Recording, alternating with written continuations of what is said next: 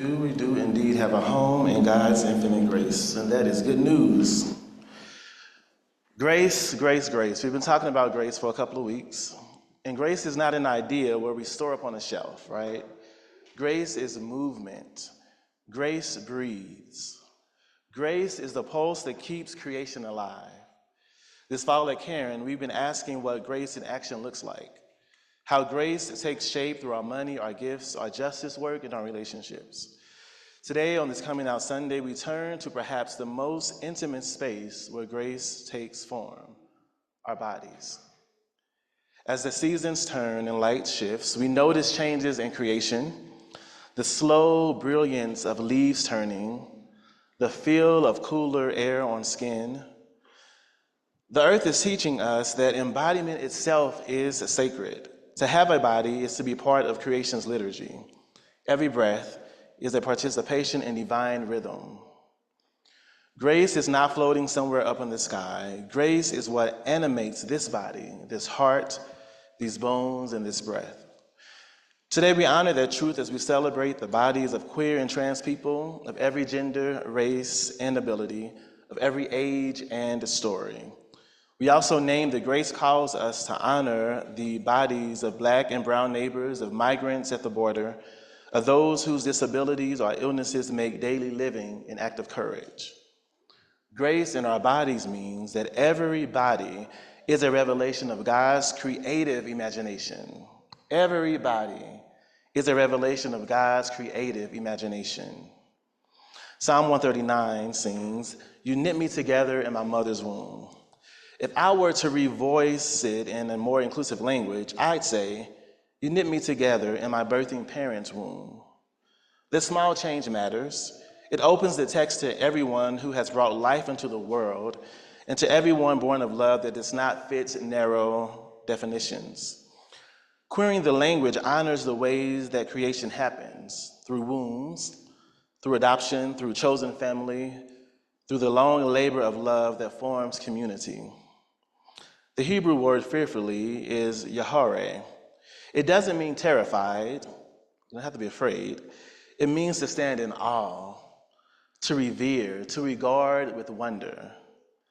The word translated wonderfully, it means to be set apart, to be made distinct, to be extraordinary. So the psalmist is not saying, "I'm perfect." The psalmist is saying, "I am a wonder, distinct and worthy of reverent attention."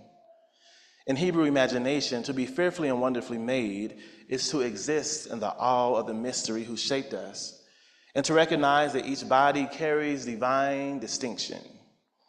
That means grace does not erase difference. Grace delights in difference. In skin tone, texture, scars, wheelchairs, hearing aids, gender expressions, neurodivergent wiring, none of these are mistakes. They are unique threads in God's tapestry. Too often, Psalms 139 has been used as a weapon to claim that only certain bodies reflect divine design. But the psalm is a hymn of radical inclusion.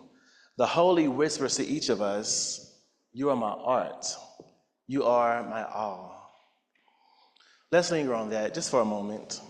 Every body, a gift. Queer bodies, trans bodies, non-binary bodies, fat bodies, thin bodies, disabled bodies, young bodies, aging bodies, bodies that dance and bodies that tremble, bodies that carry joy and bodies that carry trauma. All of them speak of grace. Sometimes, though, when we hear fearfully and wonderfully made, we imagine a particular kind of person, a body that fits a cultural mode of health or ability. But the psalmist wasn't writing about fitness models, okay? They were writing from the underside of empire, celebrating the miracle of existence itself. God's artistry is not limited to symmetry. It's found in survival, in resilience, in adaptation. Grace in our bodies means that disabled and differently abled bodies are not sinful or deficient. They reveal truths that many of us forget. That dependence is holy. The limitation can be liberation. That divine power is made perfect in weakness. Remember Jacob? Y'all remember Jacob? He wrestled all night with the divine and came away with a new name, and a limp. The limp was not punishment at all. It was a blessing etched in flesh, a reminder that encounters with God change us. Paul, too, spoke of a thorn in the flesh. Whatever that was, a chronic pain, failing eyesight, maybe depression. We don't know for sure, but we do know that Paul begged for relief. But the answer that Paul received was this. God tells Paul, my grace is sufficient for you, and my power is made perfect in weakness. We have Jacob's limp, Paul's thorn, two testimonies that the holy can dwell in wounded places. Grace doesn't hover simply above the ground. It lands and it has hands and feet. Jesus shows us that. The Gospels are full of stories of Jesus using his body as a vessel of grace, touching those considered untouchable, placing his hands on eyes, on skin, on wounds, eating with those people who were outcast. Jesus washed feet. He wept openly. He let folks know that his own broken body was in solidarity with the brokenness of the world, right? Jesus' ministry was not a disembodied message. It was fleshly revelation. It's the place where his body was beside the outcast, his body in danger, his body in proximity to pain. And if we follow Jesus, then grace in our bodies must also be grace through our bodies. How we touch, vote, protest, rest, feed, embrace, and protect. Embodiment is discipleship. And yet our culture and our politics often does the opposite. The very bodies that Jesus embraced are the ones most threatened today. Let's be honest about the world we inhabit. In this nation, bodies are under siege. Black and brown bodies are profiled and imprisoned. Immigrant bodies are detained in cages. Trans and queer bodies are legislated out of bathrooms, clinics, and sports fields. Women's bodies are controlled through policy rather than cherished through care. Disabled bodies are still treated as problems to fix rather than lives to value. The current administration's agenda, cutting health care, restricting reproductive autonomy, erasing trans protections, demonizing migrants, it's all an affront to grace itself. Because when any body is dishonored, the body of Christ is wounded again. Grace is radical precisely because it insists that every single body matters. Grace demands that we see policy as pastoral care. If the church is to be a movement of wholeness in a fragmented world, then we cannot be neutral when bodies are being broken. Grace in our bodies is not passive, it is courage. It is the courage to stand with those whose very flesh is at risk. Coming Out Sunday gives us sacred vocabulary for some of this work. Coming out is a holy act. It's a declaration that the truth within me is worthy of daylight. It's an act of courage, resistance, and joy.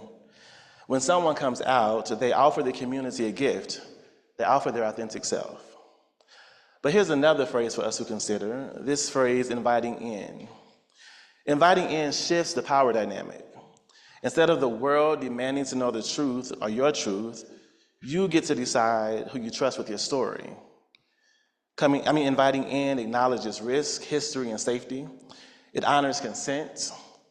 It's not hiding, it's discerning. Inviting in says that my truth is sacred and I will share it with those who can hold it tenderly. Coming out and inviting in are both movements of grace. Grace that liberates and grace that protects. Even Jesus practiced something like this. Remember when Jesus asked the disciples, "Who do you say I am?" He invited the disciples into a deeper knowing of his identity. But not everyone received that revelation. Some were ready and some were not. Our calling as a church is not to demand confession, but to create conditions where invitation is possible, where trust can bloom, where people know that they will be met not with gossip or judgment, but with blessing. So today we celebrate all who have come out and all who have chosen for now to invite in. Both of these are sacred. Both require courage, and both reveal grace in action. Friends, especially the younger folks in our midst, the kids and teens who are here this morning, our bodies are amazing. Right? Alana helped us see that a little bit. They help us run, play, hug, dance, draw, crawl on the floor. Our bodies are amazing. God made every single body different on purpose. Some move fast, some move slow. Some hear with ears, some hear with eyes or hands. Some are tall, some are small. Some love sparkle, some love mud. But all of these bodies are good. So if anyone ever tells you that your body isn't beautiful or that you don't belong, remember this, that God made you wonderfully, just as you are. That your body is grace in motion, that your body is a gift of grace. Can we all say this together? My body is a gift of grace. All right, can we say it again like we really mean it? My body is a gift of grace. I love that. And because I like the number 3, let's just say it one more time so I can feel complete. My body is a gift of grace. Yes, our bodies are gifts of grace. And here is the heart of it. Grace is divine action through our bodies, and embodiment is how we steward that grace. God's grace moves through us, not as puppets, but as partners. The Spirit doesn't bypass flesh, the Spirit inhabits flesh. When we use our bodies to embrace, to protect, to protest, to rest, to heal, to dance, to feed others, to breathe deeply, we are stewarding grace. And when we neglect our bodies or deny the sacredness of another's, we resist grace. And this is why even rest is resistance, why touch can be sacraments, why boundaries are holy, and why accessibility is not charity but justice, why affirming someone's pronouns is not politics, but it's care. Grace in our bodies is as simple and as profound as this, to see the divine in our reflection and in our neighbor's face. Our second reading, Beyond Our Boxes, it reminds us to rediscover the dirt under our fingernails, to trace the veins under our skin, to find the universe stuck in your throat. What a line. The universe stuck in your throat. The poem calls us to remember that our molecules are miracles, that our cells carry stardust. We are literally the universe learning to love itself in human form. The tragedy is that we spend so much time shrinking. We build boxes, gender boxes, race boxes, ability boxes, theology boxes, and then we wonder why we cannot breathe. But grace is the wide open field beyond those boxes. For those whose bodies who have been boxed in by prejudice, grace whispers, you are already free. For those whose theology has boxed God into maleness or whiteness or straightness, God says, open the door, there's more to see. And the psalmist Beyonce, she proclaims one of her songs, Church Girl. She says that nobody can judge me because I was born free. We were born free. This is not just a lyric, it's a theology of liberation. It reminds us that holiness is not conformity, but holiness is freedom. To live beyond our boxes is to claim the same truth. The God who formed us in love also formed us for liberation. To live beyond our boxes is to let grace stretch us. It's to say that I am more than what I was told, and God is more than I imagined. Theologian Nancy Eisland once wrote about the disabled God, that after the resurrection, Jesus still bore scars. We know that story. The resurrected body was not spotless, it was marked. Eisland said that that means that God experiences disability in God's self, and therefore the no body is outside of the image of God. I would add, as you probably can imagine, that God is also queer. Queer because God continually transgresses boundaries and categories of expectation. The incarnation itself is a queer act, God crossing the ultimate boundary between divine and human. So when we honor disabled, queer, trans, black, brown, aged, fat, or sacred, or scarred bodies, we are not being progressive. I know we like that word. We're not really being progressives. We're really just being faithful. We are recognizing the God who refuses to fit our narrow boxes. To love God and to love each other is to follow God.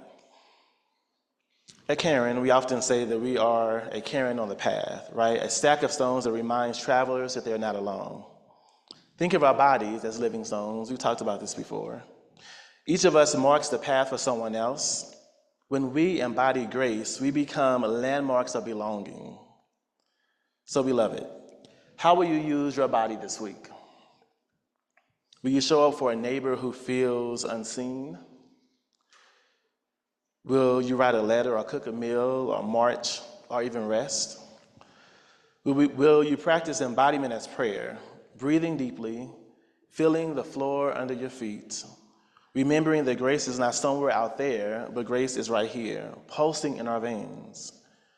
Grace in action begins when grace is embodied. The psalmist saying, I praise you for I'm fearfully and wonderfully made. In our language, I really like this change. I am made in awe and distinction. I am made in awe and distinction. To live that truth is to let awe and distinction guide how we treat every body that we encounter, including our own. May we stand in the awe of God who knit us together in the womb of creation. Beloved, may we honor the holy distinction that makes each person unique. May we celebrate those who come out and those who invite in. May we bless disabled bodies, trans bodies, queer bodies, immigrant bodies, young and old bodies. And may we resist every system that tells us some bodies are worth more than others.